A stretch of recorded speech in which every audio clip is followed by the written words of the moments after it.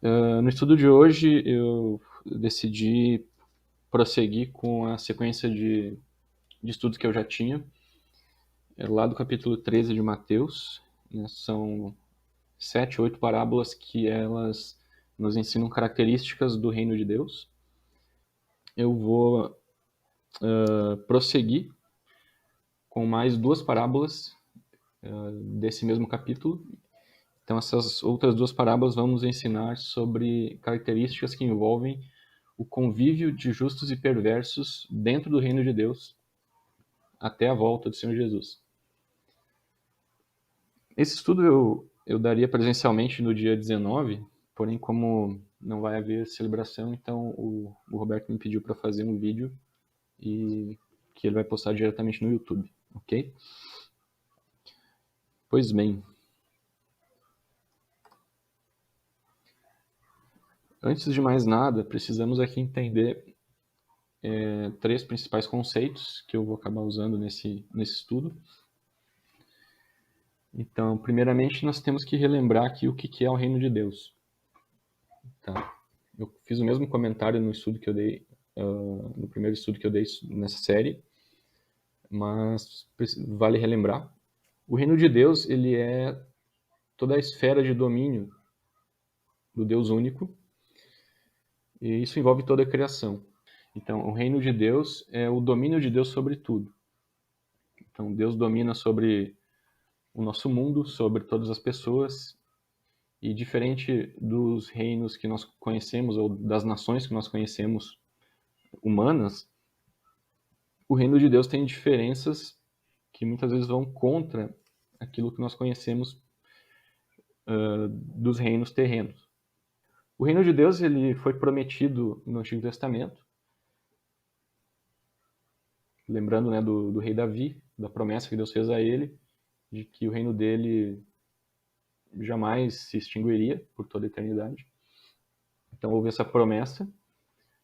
O reino de Deus teve início com a vinda de Jesus. Foi ele que começou o reino na Terra.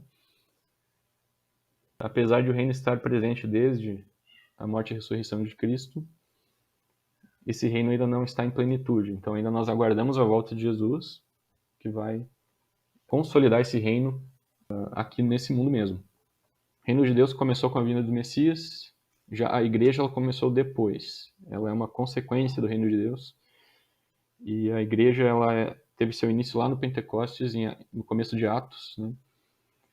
Então, a igreja é uma associação de pessoas que creem em Jesus como seu Senhor e Salvador, que se juntam para celebrar e para proclamar o reino de Deus. Então, a função da igreja é proclamar o reino de Deus, o evangelho do reino de Deus. Ok? O que seria o justo, então? Toda vez que eu mencionar essa palavra justo, tá? Primeira coisa, não significa que é a pessoa justa no sentido da pessoa que tem justiça própria ou aquela que nunca pecou, porque nós sabemos que isso não existe. Nós sabemos pela palavra de Deus que todos pecaram e não merecem a salvação. Então todos nós, por natureza, somos perversos, porém fomos justificados, aqueles que creram no nome de Cristo foram justificados pelo sangue dele.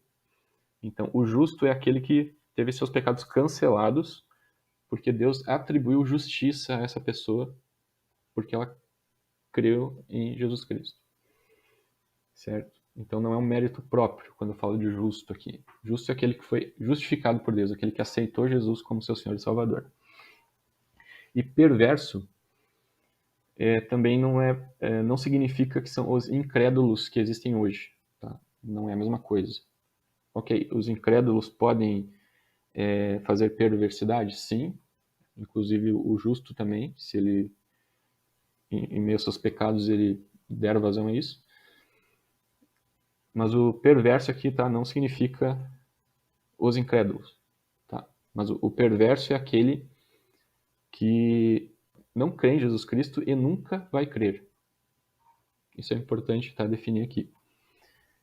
Então vejo que é algo transcendente. Nós não, de certa forma, nós não conseguimos ter certeza se a pessoa ao nosso lado é justo ou perverso. Tá? Temos evidências, mas a certeza somente vem de Deus. Tá? Muito bem. A primeira parábola que traz essa característica é a parábola do joio e do trigo. Então, as parábolas, todas elas ensinam uma lição. Tá? Quando você interpreta uma parábola, você tem que extrair dela qual é a lição que está sendo ensinada. Então, a parábola ela usa elementos do cotidiano que as pessoas comuns conheciam, como a agricultura do trigo na época, e mais tarde a gente vai ver também a pescaria, que é outra parábola.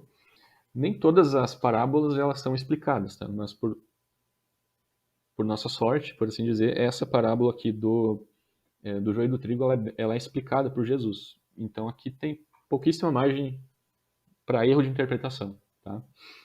Então vamos ler aqui a parábola do joio e depois a explicação que o próprio Jesus deu para os seus discípulos que perguntaram a ele. Então Mateus 13, do 24 ao 30, você pode acompanhar aí na sua Bíblia se preferir. Deixa eu achar aqui. Mateus 13, do 24 ao 30. Olha só. 24. Jesus lhes contou outra parábola, dizendo: O reino dos céus é como um homem que semeou boa semente em seu campo. Mas enquanto todos dormiam, veio seu inimigo e semeou o joio no meio do trigo e se foi. Quando o trigo brotou e formou espigas, o joio também cresceu. Os servos do dono do campo dirigiram-se a ele e disseram: O senhor não semeou boa semente em seu campo? Então, de onde veio o joio? Um inimigo fez isso, respondeu ele. Os servos lhe perguntaram: O senhor quer que o tiremos? Quer que tiremos o joio? E ele respondeu: Não, porque ao tirar o joio, vocês poderão arrancar com ele o trigo.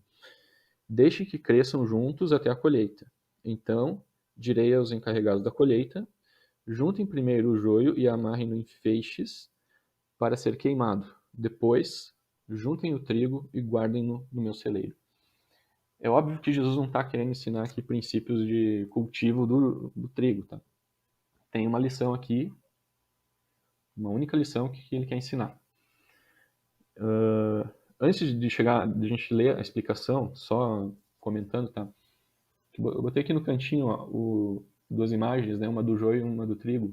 Pelo que eu vi, o trigo é o de baixo, o que está sequinho ali, e o joio é o de cima. Tá? Pelo que eu busquei na fonte dessa imagem aí. Porque eu não conheço, tá? Eu não sei diferenciar os dois. Então, o joio, tá? Ele não é só um capim ali que é semeado junto, tá? Ele é muito semelhante ao trigo, de maneira que quando eles estão crescendo juntos, é muito difícil, tem que olhar muito de perto para diferenciar um do outro. Então aí que está o risco de você arrancar fora. O trigo é bem grande, né? Então, só que posteriormente, quando os dois crescem, fica muito fácil de diferenciar um do outro, porque, pelo que eu entendi, um seca primeiro que o outro, e aí você pode ir lá retirar com segurança. Tá? Então aí que está a diferença do joio e do trigo. Já que temos a explicação, vamos direto à explicação, ali a partir do versículo 36. Do 36 ao 43, tá? Vou ler. Então ele, né, Jesus, deixou a multidão e foi para casa.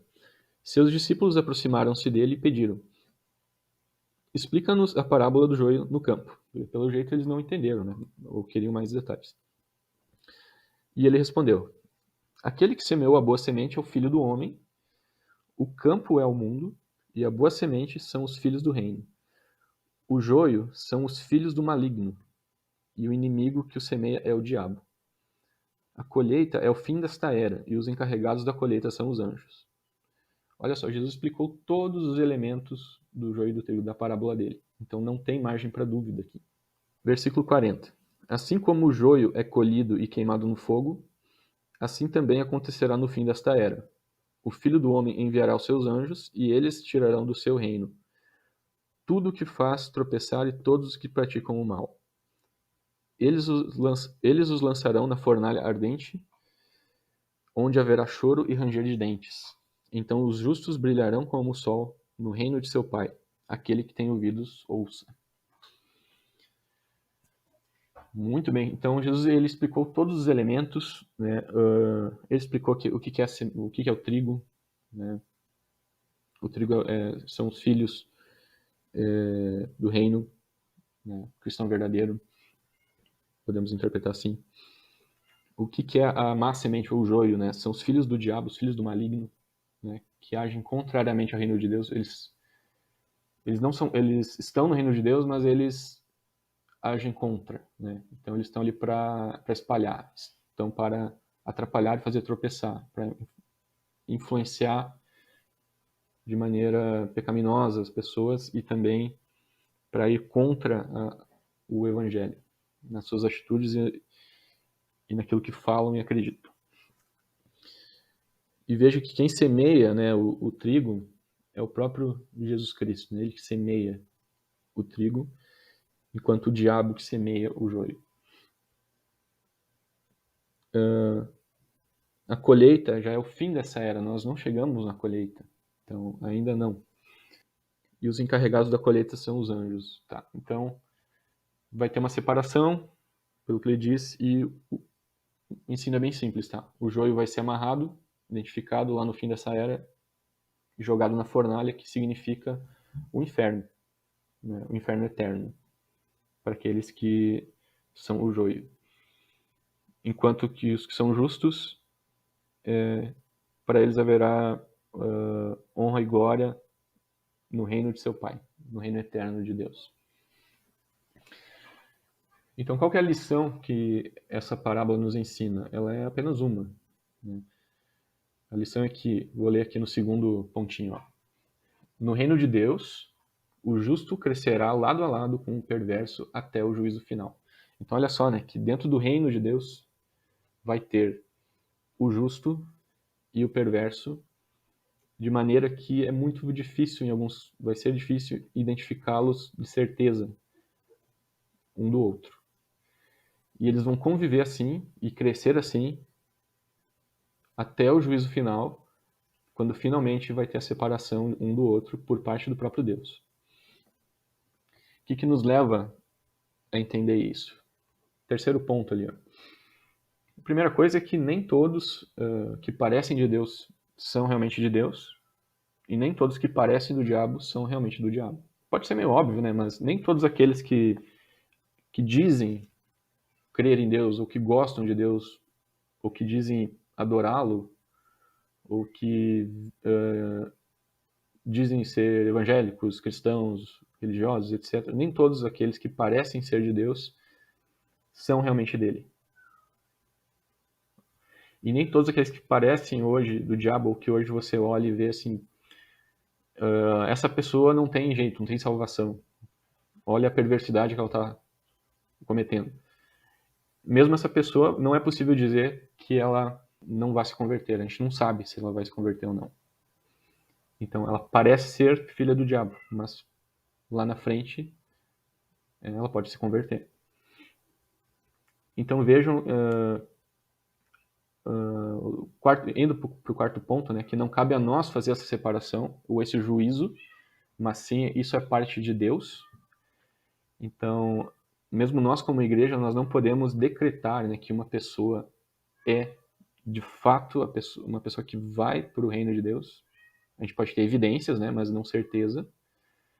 E nós também não podemos decretar que uma determinada pessoa está completamente perdida. Não adianta mais, né? Ela está perdida e ela nunca vai se converter, ou já está destinada de maneira irreversível ao inferno. Então nós não podemos fazer isso. 1 Coríntios 5,5 vai dar um exemplo, eu vou abrir rapidinho aqui. Esse versículo, né, vai mostrar uma situação lá na igreja de Corinto, em que... Deixa eu abrir aqui primeiro. Você pode abrir também se quiser. Paulo está tratando aqui de um caso, né, de imoralidade grave na igreja. E só para entender o contexto, versículos 1 e 2, né, vai dizer, né, que estava uma imoralidade tamanha, né, que dentro da igreja de Corinto era pior que os pagãos. Era uma imoralidade até maior do que os próprios pagãos que viviam lá. E a ponto, né, de que um cara, lá, um cidadão, ele teve relações íntimas com a mulher do próprio pai dele. Então, imoralidade sexual, no caso. E mais, né, versículo 2 vai dizer que a igreja lá tinha gente lá que estava achando isso bonito, estavam orgulhosos. Estava achando que o cara era o... Ah, esse é o cara, né, olha só o que ele fez. Pegou, entre aspas, né, no sentido chulo aqui do termo, pegou a mulher do seu próprio pai, né. E aí Paulo, ele condena isso na igreja, né? Eles deviam estar, assim, cheios de tristeza e não de alegria por causa disso, né? Versículo 2, e expulsar da comunhão da igreja aquele cara que fez isso. Mas olha o que ele diz, porque parece que aqui ele está, né, fazendo o juízo, tirando o joio do trigo, né? Mas não é isso. Porque olha o que ele diz no versículo 5. Ó, entreguem esse homem a Satanás para que o corpo seja destruído e o seu espírito seja salvo no dia do Senhor. O que isso mostra, né? Que ele não está aqui retirando o joio do trigo, mas ele está aqui orientando, né, uma disciplina dessa pessoa que fez essa imoralidade, que não estava achando legal, expulsando da comunhão da igreja, com a esperança de arrependimento. Porque no versículo 5 ele diz, né, entreguem para Satanás para que ele possa sofrer de acordo com a sua imoralidade, deixe que o diabo cuide dele, para que, quem sabe, ele venha olhar as consequências disso e se arrepender e o seu espírito seja salvo no dia do Senhor. Então, mesmo a pessoa que faz aí uma besteira, né, e ela é expulsa, que tem que ser uma grande besteira, né, ser expulsa ali da comunhão da igreja, mesmo essa pessoa, quando ela é expulsa, é segundo a esperança de que ela ainda possa se converter algum dia. Ela possa se arrepender e voltar. Mas não no sentido de que ela é expulsa e está sendo julgada e decretado que ela não, nunca mais, né? Vamos arrancar essa erva daninha e tirar fora. Então veja, né, que mesmo pro imoral, né, que possa cair fora da comunhão da igreja, tem ainda a esperança de comunhão. Então a gente não sabe se essa pessoa ainda vai ser joio algum dia, ou trigo algum dia, né? A gente não tem como saber.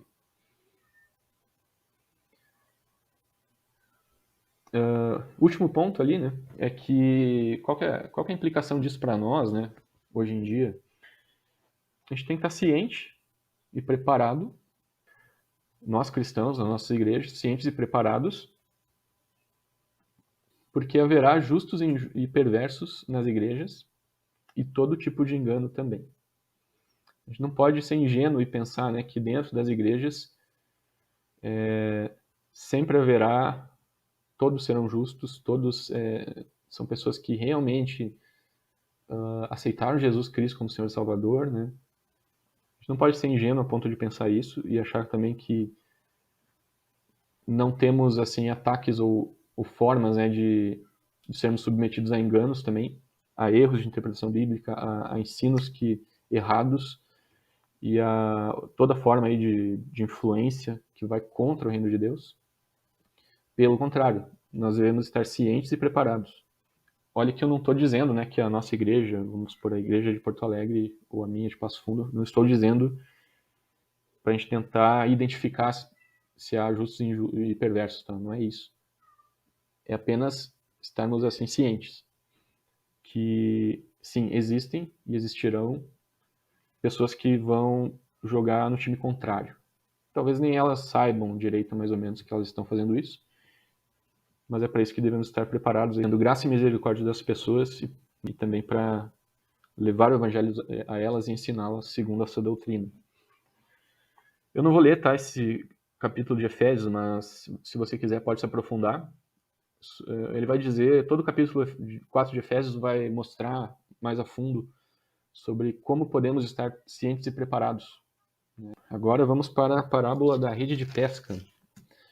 Essa parábola da rede de pesca, ela ensina basicamente a mesma coisa que a do joio do trigo, então é sempre bom ler ela junto com a parábola do joio e do trigo, porque a outra já está bem explicada, foi explicada, tem explicação na Bíblia. A parábola da rede de pesca não tem explicação, ela só ensina um detalhe a mais sobre a mesma lição da anterior. Então ela é um pouquinho mais curta, né? Vamos ver aqui o que ela nos diz. Então é Mateus 13, do 47 ao 50. Vai dizer assim: O reino dos céus é ainda como uma rede que é lançada ao mar e apanha toda sorte de peixes. Quando está cheia, os pescadores a puxam para a praia. Então se assentam e juntam os peixes bons em cestos, mas jogam fora os ruins. Assim acontecerá no fim desta era. Os anjos virão, separarão os perversos dos justos e lançarão aqueles na fornalha ardente, onde haverá choro e ranger de dentes. Quase a mesma coisa, né? Então, provavelmente aqui é o mesmo ensino que Jesus deu em um contexto lá de agricultura e cultivo do trigo. Quando ele foi para uma região lá que tinha pescadores, ele só mudou o elemento, tá? Porque ele ensinou quase a mesma coisa, só usou elementos diferentes. Tá? O trigo aqui, né, é o peixe bom e o joio aqui é o peixe ruim, certo? Então, o que essa parábola nos ensina como lição? Eu vou ler aqui o segundo ponto. Ó. No reino de Deus, os resultados serão positivos e negativos até o juízo final. O que quer dizer isso? Tá? É que nesse reino de Deus, né, no reino de Deus de hoje, enquanto aguardamos a volta de Jesus, para que o reino de Deus seja pleno, o fato de proclamar o evangelho, né, vai causar os resultados que esperamos, às vezes, os bons resultados, mas às vezes vai causar, o mesmo evangelho vai resultar em resultados que nós não queremos, ou resultados negativos. Já vamos ver o que significa isso. Deu um problema aqui na minha gravação, eu vou continuar de onde eu parei. Muito bem, estávamos vendo aqui sobre a parábola da rede de pesca, e eu estava aqui no ponto 13, dizendo que a proclamação do reino atrairá todo tipo de gente. Isso é muito evidente, é só parar para pensar, né, que muitas vezes, né, a gente proclama o evangelho para algumas pessoas e elas entendem muito bem, se convertem e vivem de acordo com, né, os preceitos bíblicos e têm realmente uma vida transformada. Só que muitas vezes, quando a gente proclama o mesmo evangelho para outras pessoas, elas até se interessam, ficam interessadas, né? E algumas entendem de maneira totalmente errada. Então, não sei, né? Acabam não se convertendo de fato e usam princípios bíblicos ou textos ou as doutrinas de maneira corrompida, né? Distorcida. E aí a gente é só ver, né, a quantidade de absurdos, né, e aberrações que existem hoje em dia, de evangelhos falsos, né, sendo ensinados e outras pessoas, né, que misturam o evangelho com política e outras ainda, né, que pegam elementos do evangelho e misturam com outras religiões. Então, assim como um pescador ele lança a rede no mar ali ou no lago, ele lança e vai puxar todo tipo de coisa, né? Vai vir ali junto peixe bom, né? Vai vir peixe ruim, vai vir ali talvez sujeira, vai vir todo tipo de coisa. Muito bem. O quarto ponto é que a proclamação do reino de Deus nem sempre trará bons resultados. Né? É semelhante ao ponto anterior. Só que isso eu gostaria de trazer aqui uma questão um pouco mais pessoal para nós. Às vezes, a gente também pode ser ingênuo, né, a ponto de pré-classificar, né, as pessoas que queremos evangelizar, ou mesmo de criar expectativas sobre algumas pessoas, ou mesmo, né, classificar elas, ou assim, como se eu tivesse um grupo de 10 pessoas que eu conheça, e eu, com os meus critérios, eu selecione, talvez o mais provável para conhecer Jesus seja aquele ali. né? Porque ele tem uma vida já mais, né? Não é que nem o outro ali que tá, esse já está fundado em pecado, né? Talvez esse está mais longe. Então vamos pegar o que é mais provável. E muitas vezes a gente está completamente errado, porque acabamos criando uma expectativa em cima de algumas pessoas, né? De que elas se convertam e entendam o evangelho. E quantas vezes, né? Nós percebemos que pessoas que nós não daríamos a mínima atenção, ou fossem as mais improváveis, muitas vezes, né, acabam entendendo o evangelho e se convertendo e desempenhando um ótimo ministério aí no reino de Deus. Então, como diz aqui no último ponto, né, nós devemos jogar as redes e puxar os peixes e não ficar escolhendo os peixes que nós vamos pescar. Porque isso é um tanto óbvio, né, dessa lição aqui, dessa parábola. Porque já diz, né, que no reino de Deus, quando nós proclamamos o evangelho, vai acontecer, vai ter resultados positivos e negativos. Vai vir peixe bom e vai vir peixe ruim. Então, tomar cuidado, né, para que a nossa missão não seja atrapalhada aí por não entendermos, né, essa realidade aqui. É uma característica do reino de Deus atual. Ok? Muito bem. Essa era a lição aqui da parábola da rede de pesca, uma lição bem simples. Tá? Lembrando, né, que quem vai fazer a separação do peixe ruim e do peixe bom não somos nós. Também será da parte de Deus no juízo final, no fim dos tempos. Nossa função agora é puxar peixes para dentro. E que essas duas parábolas elas acabam nos mostrando em conjunto, né? É uma realidade que não devemos separar da comunicação do evangelho, porque olha só, a primeira coisa, né? Primeiro ponto é que no fim dos tempos as duas parábolas nos ensinam que haverá separação irreversível entre justos e perversos. Ou seja, depois que o joio for separado do trigo, depois que o peixe ruim for jogado fora, separado do peixe bom, não tem mais volta. Por isso aqui na parábola do joio eu achei interessante, né? Jesus fala no finalzinho ali, aquele que tem ouvidos para ouvir, ouça. Então já está comunicado isso a todas as pessoas. Faz parte do evangelho anunciar essa parte também. O segundo ponto ali da conclusão é que para aquele que ainda não aceitou Jesus Cristo e quer fazer parte do reino de Deus, as portas estão abertas, né, e não precisa esperar para amanhã. Né? Também lute contra o reino inimigo vestindo a armadura de Deus. Esse é um ponto que eu queria destacar porque, sim, né, quando a gente tem ali justos e perversos juntos no mesmo lugar, como é hoje, existe sim uma guerra acontecendo, uma guerra espiritual. Só que diferente dos reinos desse mundo, né, assim como a gente está vendo aí a Rússia atacando a Ucrânia e matando as pessoas, a guerra do reino de Deus contra os seus inimigos não é desse jeito. Não é com imposição e não é com militância ou massacre, né, e assassinato e coisa. A luta contra o reino inimigo é na base, né, da paz, da misericórdia e da graça de Deus. Nos reinos antigos, né, quando o cidadão do reino ele ia para a guerra, ele vestia a armadura dele, né, porque reduzia muito a chance de ele morrer. Aí Paulo, né, em Efésios 6, eu não vou ler aqui, né, pode ler aí se você quiser depois, ele também usa o mesmo elemento, né, da armadura de Deus para mostrar, né, do que é composta a nossa armadura. Como que a gente luta nessa guerra, então. Então é assim, dessa forma que o cidadão do reino de Deus ele faz a sua guerra contra o inimigo. E outra, né, que o inimigo não são as pessoas. Nós não guerreamos contra seres humanos. É contra os poderes espirituais. Né? Hoje, né, a gente tem aí uma sociedade um pouquinho complicada de viver, né? Também complicado para nós cristãos, porque vamos usar um exemplo aqui, né, que é o homossexualismo, né, que está sendo muito bem defendido hoje em dia.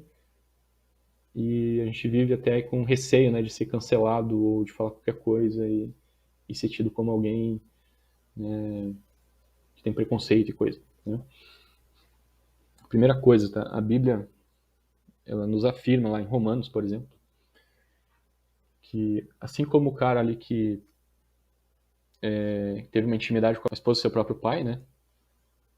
Assim como essa a imoralidade sexual, né, que aconteceu ali, de maneira heterossexual, o homossexualismo também é uma imoralidade, segundo a palavra de Deus. Então, sim, é pecado, Deus condena essa prática. No entanto, não podemos considerar que alguém que é homossexual ele é o perverso, né, aquele que nunca vai se converter. Então, sim, tem possibilidade dessa pessoa, claro, se converter e abandonar suas práticas. E é nessa esperança que nós levamos o reino de Deus, tá? E por fim, né, comunicar essa mensagem do reino de Deus enquanto nós aguardamos o retorno do Rei Jesus. Então, toda essa mensagem do reino, a proclamação, tem que ser levada enquanto o reino pleno e definitivo está por vir. Era essa mensagem que eu tinha para hoje. Hoje falamos sobre os justos e perversos no reino de Deus, sobre essa característica, e espero que possamos estar vivendo de acordo com essas lições que a Bíblia nos ensina. Eu peço para que você possa, aí na sua casa mesmo, ter um momento aí para você orar, colocar para Deus aí sobre a mensagem de hoje e também ver como ela se aplica aí na sua vida. Obrigado mais uma vez pela oportunidade, abraço e nos vemos aí em breve. Fique com Deus.